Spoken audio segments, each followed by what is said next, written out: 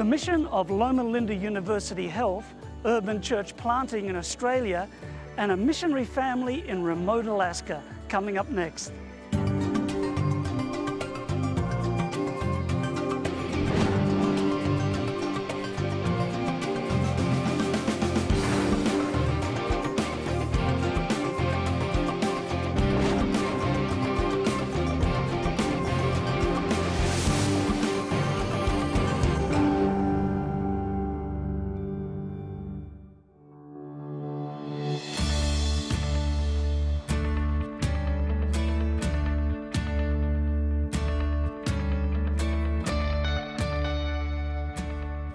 Hello and welcome to Mission 360. I'm Gary Krause.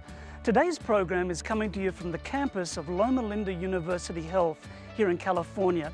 And on today's program, we'll be looking at the mission of Loma Linda, which is to continue Christ's teaching and healing ministry.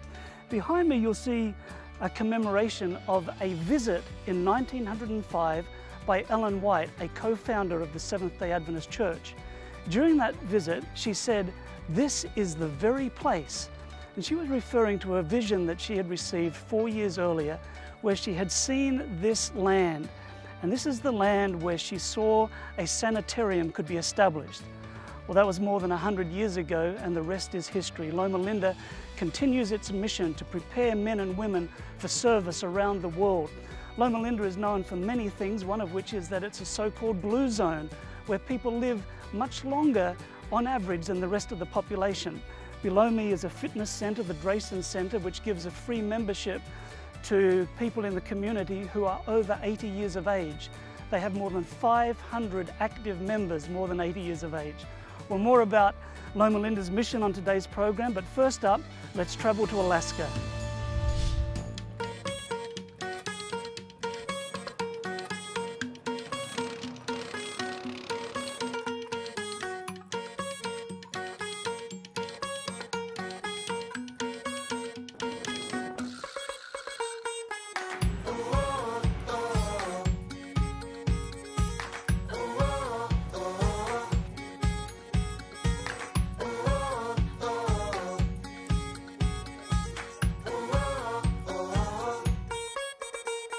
Shungnak is part of the Northwest Arctic region, a very remote area completely disconnected from any roads to neighboring villages.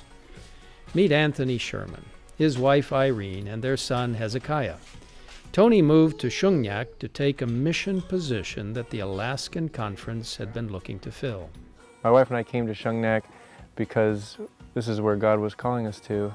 We had been doing vacation Bible school here for some time, and we believed that it was time for someone to move here, and it was on our hearts to do so.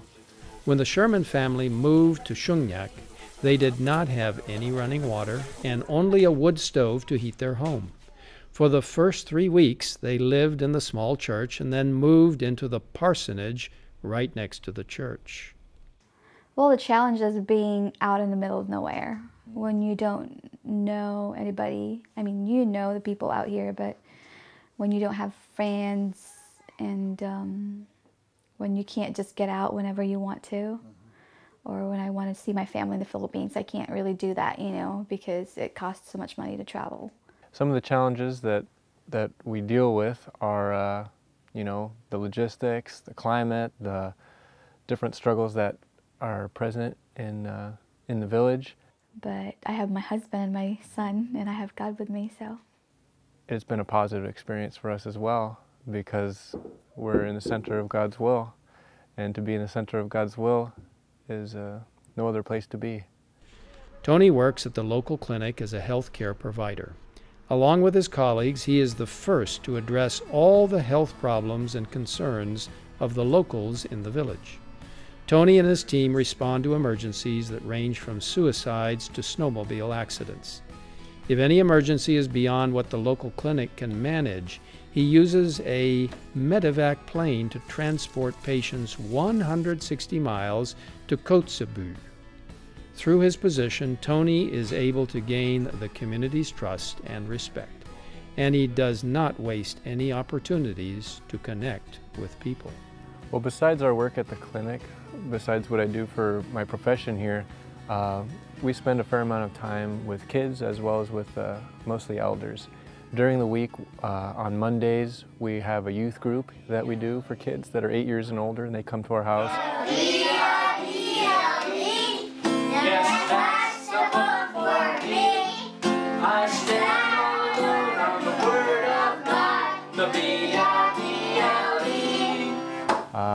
On Tuesdays and Wednesday evenings, we try to make it a chance to get out to people's houses. Wednesday night, we have Bible studies with the family.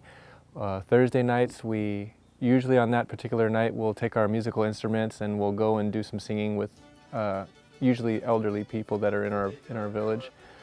What other things that we do? Sabbath, we will have Saturday school for, Sabbath school for kids. We will try to hold adult services. Saturday night, we'll make a trip out to another elder's house. We try to be in people's homes as much as possible.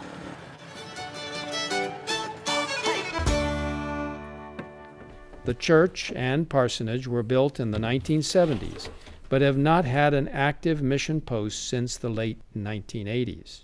For a few years, the building has been used for Vacation Bible School by the Delta Junction Adventist Church. Tony and Irene have been holding Bible studies in their house since the church is not suitable for any fellowship during the winter months. Our dream for this church is that someday there will be people in it. Right now it's not really fit for services in the winter, really, or the summer. It needs a lot of work, and right now we have no membership, we have no attendance, but our dream and hope and confidence is that God will provide us with a fellowship here.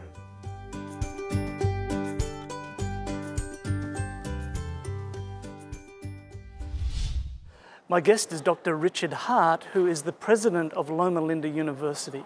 Dr. Hart, thanks for joining us. Good to be with you, Gary. Can you please give our viewers some sort of an idea of the size and scope of Loma Linda University?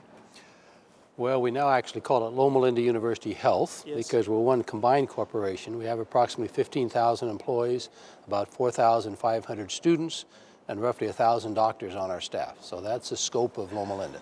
Wow. Now, describe some of the different schools that you have. There's 8 professional schools in the university, so many people think of us as medicine, nursing, dentistry, that we certainly have. But there's also pharmacy, one of our newer schools, a school of behavioral health, a school of public health, a school of allied health professions, and the school of religion. The religion school is actually the smallest school by their own students, but the largest school because they teach all of our students. Okay. So they teach across the entire campus. Right. So how would you summarize the mission, the purpose of the institution? I mean, we take very seriously what we now call mission-focused learning. How do we prepare our graduates to serve the world? And we do that in a number of ways. We actually do a lot of community activities. We recently started a San Bernardino campus, and this is what we call the San Manuel Gateway College, to engage our students with the local community issues, to help them understand cultural and economic issues in a disadvantaged community. And then, of course, we leverage from there to go abroad. We have a program we call SIM, Students for International Mission Service, that now sends about 600 students a year, go someplace every year. About 15% of our student body, and we continue to grow that number. And then we have a number of programs that enable those students to go to serve after they graduate. We have a system set up now with endowments so that any Loma Linda graduate from any school, if they want to serve abroad after graduation, we will make their educational debt payments for them while they serve abroad. So that's opened up the whole world field to not just medical students and dental students, but all of our students, public health, nursing, pharmacy, all the different students, to have a chance to serve abroad. So why is that so important to you as an institution? Well, to me, this is what Loma Linda needs to do to still be Loma Linda. We often look at this and say, well, what a wonderful thing you do for the World Church. I look at it exactly the other way around. What a wonderful thing the World Church provides us to prepare our students for service. Because it's been shown many, many times that a person that engages in service is truly happy and complete in love with themselves. Right. So that's what we're trying to do, is give our students a sense of it, the skills, the sense of accomplishment to be able to engage in service around the world. Now, you're not just talking about this theoretically, because I understand that you were one of the very first Adventist volunteers to go overseas to serve. Tell me about that. Well, that was a long time ago, but actually after my sophomore year at Walla Walla College, I was the first student missionary they sent abroad. At that time, we just did 3 months, raised our own funding, and I went down to the jungles of Peru and worked down there in Iquitos, became a dentist, pulled 100 teeth, and did various things down there in Peru. So that was my first introduction to service abroad. And how did that affect your outlook on mission? I was already focused on serving abroad even before then, but that certainly accelerated it. I'm fascinated by cultural understanding and all the issues that come up when you work in different settings. So that's been the story of my life. Many people think I grew up as a missionary kid. I did not. I grew up in northern Idaho. I mean, I was a typical farm boy in northern Idaho, but I was bitten by the idea of working abroad. Then you later served in Africa? Yes, we worked actually for the U.S. State Department in the country of Tanzania, helped to develop a national maternal and child health program in the Ministry of Health for the government of Tanzania, and then came back to Loma Linda and have been there ever since. Wonderful. Now, you described a huge institution to us, mammoth. How do you keep something so big with so many departments? How do you keep it focused on mission? That's always a challenge, of course, with as many activities as we have going on, but we're very deliberate about that. And we basically have programming, we have actual activities we encourage the students to take part in. It becomes part of their curriculum. One of the points I make at Loma Linda, this isn't co-curricular activities, this is curricular activities. This is how you become a professional. And so we are very deliberate about the kind of program. In my view, you do this by experiential learning. This is not classroom teaching. This is how do I engage with human need in a real way, and that tends to help to influence who I become. Excellent. Tell us about Adventist Health International and the work that it does. About 20 years ago now, we recognized that many of our mission hospitals were caught up in increasing competition from others, decreasing professionals wanting to work for them, and so on. So we started AHI, Adventist Health International, to try to work on that. We now have some 40 hospitals that we work with around the world. It's a matter of trying to set up a better system of governance and management, encouraging donors to once again engage with our institutions, encouraging young Adventists and professionals to come and be part of our institutions. All those things we've gradually lost through the years. So we've tried to carefully develop a management and governance system that still leaves ownership with the local church, but brings in the kind of expertise and management models that can help to reassure donors and professionals that it's worthwhile to engage with the church and become employees of the church. Okay, wonderful. Now, Dr. Hart, one of the things that's very important to us in Global Mission is the great growing urban areas of the world. And you're a public health professional. What does the church have to offer to the cities? One of the things, and particularly in Africa, and less so in Asia, most of our hospitals are rural hospitals. We have very little in the cities. And so one of the objectives we have right now is establish medical centers in the cities. Not big fancy hospitals, but multi-specialty clinics. Places that our young Adventist health professionals come to work, support themselves, but service and witness to that city. So we're now in the process of building one of those in Lusaka, Zambia, a place we call Chilala, one in Lilongwe, Malawi, another one in Blantyre, Malawi, and looking at other places that we can actually establish city centers of influence. Fantastic. We'd like to go into some of the other countries. I mean, this is the answer to, frankly, the broad expanse of Northern Africa and the Middle East, is how do we establish things like that? So we actually have graduates who are saying, tell me how and when. Wonderful. I just recently had a young dental couple come to me. Both of them third-year dental students, Korean-American background, say our passion is we're going to start a dental clinic in Phnom Penh, Cambodia, where we have very little as a church. That says, great, we'll work with you to get that set up. Fantastic. Dr. Hart, thanks for sharing with us, and thank you for what you're doing through Loma Linda. Thank you. And viewers at home, please pray for Dr. Hart and Loma Linda University Health. What a wonderful ministry, what a blessing they are to helping communities all around the world finding hope not just in life now, but also hope for the future. We'll be right back right after this break.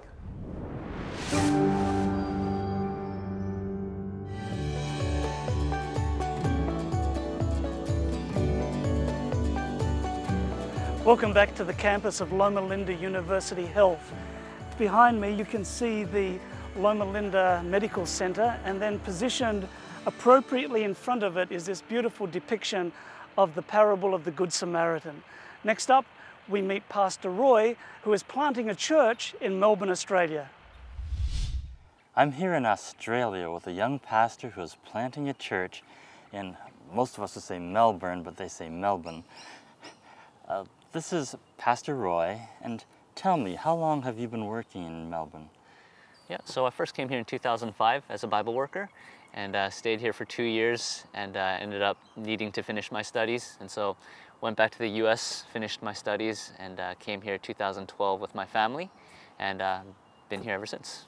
Now, I said you're planting a church, but what does it mean? What are you actually doing? Yep, so we run a church service on a Sabbath morning from the heart of the city of Melbourne. Our church is located on 500 Collins Street. And then during the week we run small groups and different outreach programs to the community. Tell me a little bit about the city. Yeah, Melbourne is kind of a unique place where people would call it very secular. And so, for example, we have holidays for sporting events. We've got the Melbourne Cup. It's a horse race. Nobody goes to work when the horse races take place. I've never lived in a place where that takes place. We also have holiday for the footy championship. So that takes place right near the city as well.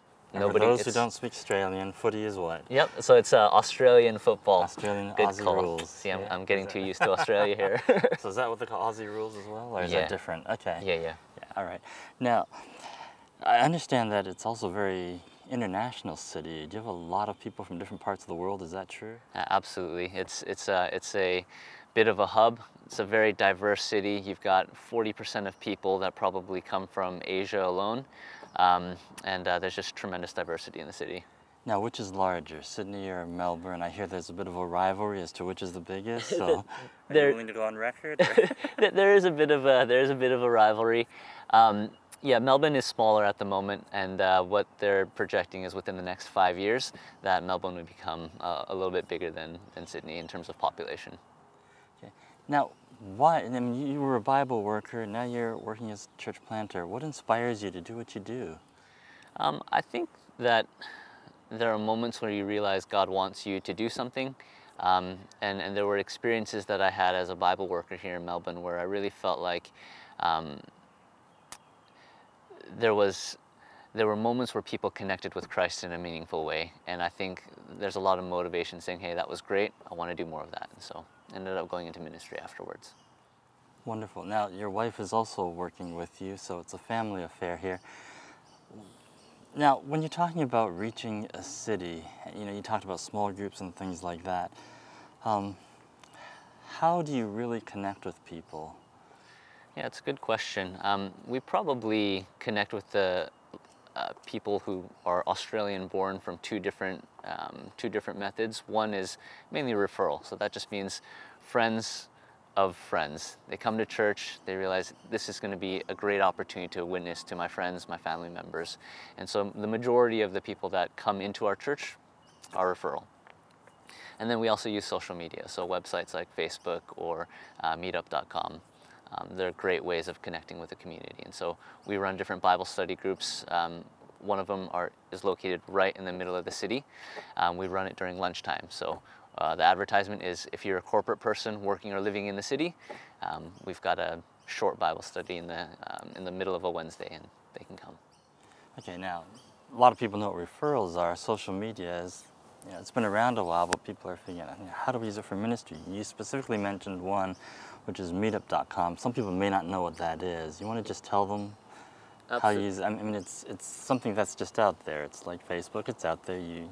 But maybe explain a little bit about what you're doing, how you're using it. So meetup.com, I think, is the biggest networking website where people who want to organize groups can connect with individuals who are interested in specific activities or different social events. And so they go to the website, they can sign up, and based off of the areas of interest that they select, the website will automatically introduce your group to individuals. And so as someone who's running a Bible study group, I don't have to chase after people on the street asking them, hey, do you want to learn about Jesus? The website will bring people who want to learn about Jesus to my group. So you put out something, say, we're having a Bible study meetup group, show up this time and people come? Yeah, we put a fair bit of time in how we wanted to word our group. But yeah, so we put out an advertisement. We said there's free food, we'll feed you at lunchtime, and the Bible study is going to be short. And so if you want to learn about the Bible, then here are different topics that we're covering. And so we've covered topics like Proverbs, giving you wisdom during the work week. And we've had a number of people come in through that. Physical food and spiritual food, really. That's right, that's right. Now, do you have any stories you can share about maybe somebody who's connected through one of these groups, or? Yeah, so there was this one instance where we were able to bridge social media and our friendships together. I found out a couple weeks ago our neighbors have been reading our blogs on Facebook, and while we were at the museum the other week, they had mentioned, hey, we've been reading what you've been posting and we really feel like we can connect with you spiritually.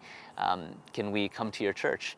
And I was taken aback because these are individuals who are unchurched, they don't attend church regularly, and yet because they know us, they read the different things that we post on Facebook. And it's been an incredible way to have a voice to share spiritual things in a way that we normally couldn't do. What's even more amazing to me is that we've been wanting to start this outreach in the city called Jimbaru. It's where children develop physical skills, mental and social skills. And we're sharing that idea with our neighbors, and they were saying, we want to fund this ministry for you. And that was quite an amazing thing, especially because these are not Adventist individuals. They just connected with us, care about us, and felt that there was a need in the community as well. And you know, when you're mingling with people, when you are interacting in a real way with people, not with an agenda, that's probably the most powerful way to witness, when your life is your witness and the Holy Spirit is working. You know, Pastor Roy, it's been wonderful talking with you. I would love to get down and come to Melbourne someday and see what you're doing. Please come visit. But thank you again for being with us. I'm Rick Kajura for Mission 360. Next up, we meet the Sherman family, who are working in a very remote region of northwest Alaska.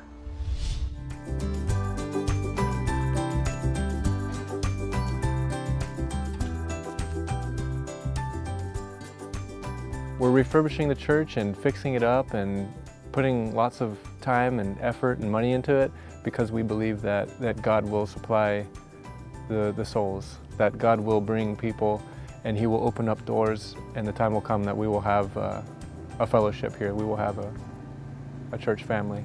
The work needs to be done patiently, and prayers for opportunities are made every day. Although God is guiding the Shermans' mission work, the cold weather, difficult circumstances, and distance from loved ones are discouraging.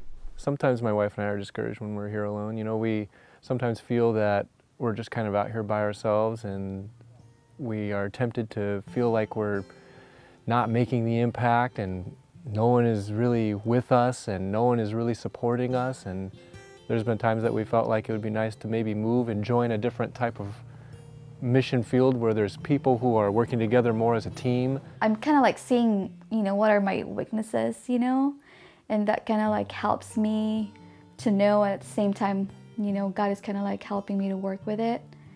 I'm very impatient. I want things to happen, and if I want it to happen, I want it to happen. But living out here, I learned that things doesn't happen when you want it to happen. One thing that has always given us hope is knowing that we're doing what God has asked us to do, and we've had comfort in that. To be a missionary is like leaving what you have behind and go somewhere different and getting out of your comfort zone.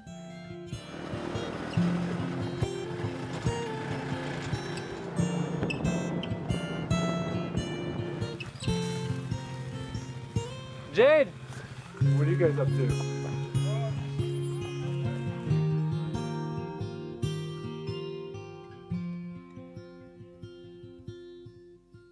The coldness of the water, the coldness of the icebergs, kind of reminds me about the coldness that can come in the heart when you feel lonely, separated from God. And yet the warmth of God's love and of His people can bring into your life a wonderful connection that will help you not to feel alone. The things that inspire Irene and I are, there's a few different things, but God will oftentimes provide opportunities. He will open doors. He will actually cause things to happen that give us glimpses of what He's doing. You know, we'll start a new study, or someone will say something to us that gives us encouragement. We'll see some fruit of the relationships we're building with kids as well as with people in the community. You know, God will do something to help us see that His work is being accomplished through us, and that our faithfulness is pleasing to Him. The courage and faithfulness Tony and Irene have is contagious. Their determination to fulfill the mission is inspiring. God and His angels comfort them and motivate them to move ahead despite challenges. The faces, the sounds, the people, the landscapes, besides being so small and completely isolated, Shungnak is still a huge priority for Christ. The Sherman's example is a beautiful testimony of selflessness to revive the mission. They might be alone, but they are never by themselves. Jesus is everything. I mean, Jesus is the reason why I'm here. If I don't, not for Him, I won't be able to make it, I won't be able to live here for 4 years. Jesus for me, He is everything. He's my friend, He is my encouragement, He is my strength. He's the one I go to when I'm hurt, when I even can't maybe even talk to my own family. He's the one I can speak to about every single problem I have, and He's the one who is changing me from the inside out.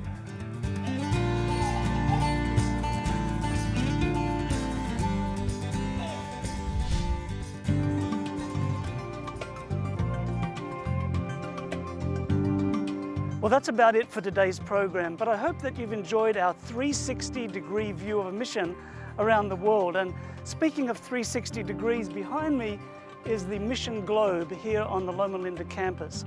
And it's at the end of the Centennial Pathway, and it's a reminder of the importance of mission to Loma Linda. And engraved on stone all around this globe are the names of graduates from this institution who have gone to all parts of the world to serve.